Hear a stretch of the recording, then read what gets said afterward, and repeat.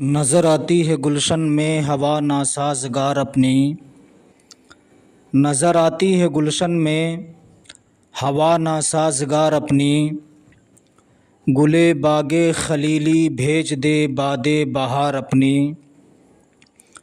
ہمیں کرنی ہے شہنشاہ بطحا کی رضا جوئی، ہمیں کرنی ہے شہنشاہ بطحا کی رضا جوئی، وہ اپنے ہو گئے تو رحمت پروردگار اپنی۔ اٹھائے امت کے والی کفر دھمکاتا ہے مسلم کو، اٹھائے امت کے والی کفر دھمکاتا ہے مسلم کو، علی کو بھیج دے آ جائیں لے کے ذوالفقار اپنی۔ حضرات،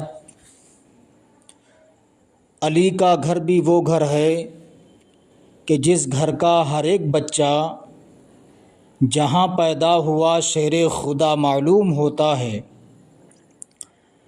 آقا کریم صلی اللہ علیہ وسلم کے اہل بیت کا اخلاق و کردار دیکھیے۔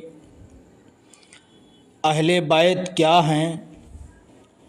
بیدم یہی تو پانچ ہیں مقصود کائنات، بیدم یہی تو پانچ ہیں مقصود کائنات، خیر النساء حسین و حسن مصطفیٰ علی۔ حضرت امام حسین رضی اللہ تعالیٰ عنہ کی شہادت کے بعد مختار ثقفی کی حکومت آتی ہے۔ مختار ثقفی نے قاتلان حسین کا چن چن کے بدلہ لیا۔ جو بھی میدان کربلا میں امام علی مقام رضی اللہ تعالیٰ عنہ کو شہید کرنے کے لیے گئے تھے، مختار ثقفی نے چن چن کے قاتلان حسین کا بدلہ لیا۔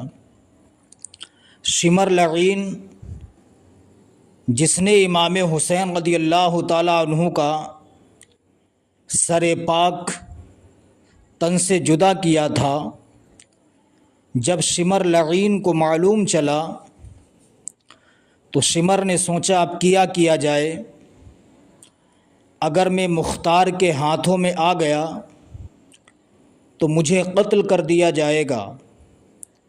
شمر لعین سوچتا ہے کدھر جاؤں۔ اس نے اپنے دل میں فیصلہ کیا کہ ہم کوفہ کو چھوڑ کے کہیں باہر چلے جائیں۔ چنانچہ شمر لعین رات کے وقت کوفہ سے نکلا، سفر کرتا رہا، کئی مہینوں تک متواتر سفر کیا۔ سفر کرتے کرتے مدینہ شریف پہنچتا ہے۔ کئی روز کا بھوکا تھا، کئی دنوں کا پیاسا تھا۔ شمر نے مدینہ شریف کے لوگوں سے معلومات کی اور پوچھا، یہ بتائیے کیا کوئی یہاں بھوکوں کو کھانا نہیں کھلاتا ہے؟ مدینہ شریف کے لوگوں نے کہا، ہاں، امام حسین کے بیٹے حضرت زین العابدین جو میدان کربلا سے واپس ہوئے، انہوں نے ایک کھانے کا انتظام کیا، ایک لنگر کا انتظام و انصرام کیا ہے۔ اس لنگر کا نام لنگر حسینی رکھا ہے۔ اگر تو کھانا چاہتا ہے تو لنگر حسینی میں چلا جا، کھانا تناول کر لینا۔ شمر لعین نے جب امام حسین کے شہزادے کا نام سنا، ڈر تو گیا، لیکن کئی روز کا بھوکا تھا، کئی دنوں کا پیاسا تھا۔ جاتا ہے، دسترخوان پر بیٹھ جاتا ہے۔ حضرت امام حسین رضی اللہ تعالیٰ عنہ کے شہزادے حضرت زین العابدین کی نظر پڑی شمر کے چہرے پر۔ آپ پہچان گئے کہ یہ تو میرے باپ کا قاتل شمر ہے۔ آپ قریب جاتے ہیں۔ جانے کے بعد شمر لعین کو کھانا کھلاتے ہیں۔ پانی پیش کرتے ہیں۔ شمر نے کھانا کھایا، پانی پیا، پینے کے بعد چلا جاتا ہے۔ پھر بھوک لگتی ہے، پھر حضرت زین العابدین کے لنگر میں جاتا ہے، پھر کھانا کھا لیتا ہے۔ کئی روز تک مدینہ شریف میں رکتا ہے، کوفہ کے حالات بھی معلوم کرتا ہے۔ جب شمر کو معلوم چل گیا کوفہ کے حالات درست ہو گئے ہیں، کوفہ کے حالات صحیح و سالم ہو گئے ہیں، پھر اس نے سوچا لاؤ لنگر حسینی میں جاؤں، کھانا کھا لوں، پھر کوفہ چلا جاؤں۔ اس لیے کوفہ کے حالات درست ہو گئے ہیں۔ یہ شخص پھر گیا۔ جانے کے بعد حضرت امام حسین کے شہزادے حضرت زین العابدین نے اسے کھانا کھلایا۔ جب یہ چلنے لگتا ہے حضرت زین العابدین کے قریب گیا، جانے کے بعد کہتا ہے مجھے اپنے وطن جانا ہے، میں اپنے شہر جا رہا ہوں۔ حضرت زین العابدین نے فرمایا رک جاؤ۔ اب رک جاتا ہے۔ حضرت زین العابدین اندر گئے، کھانا باندھا، پانی لیا، کھجوریں لیں۔ لینے کے بعد اس کے قریب آتے ہیں، شمر کو کھجوریں دے دیں، کھانا دے دیا، پانی دے دیا۔ جب یہ چلنے لگتا ہے حضرت امام حسین کے شہزادے حضرت زین العابدین نے اپنی جیب میں ہاتھ ڈالا۔ ڈالنے کے بعد اسے انعام و اکرام سے نوازا، انعام و اکرام بھی دیا۔ دینے کے بعد جب یہ چلنے لگتا ہے چند قدم آگے بڑھا، پھر آیا۔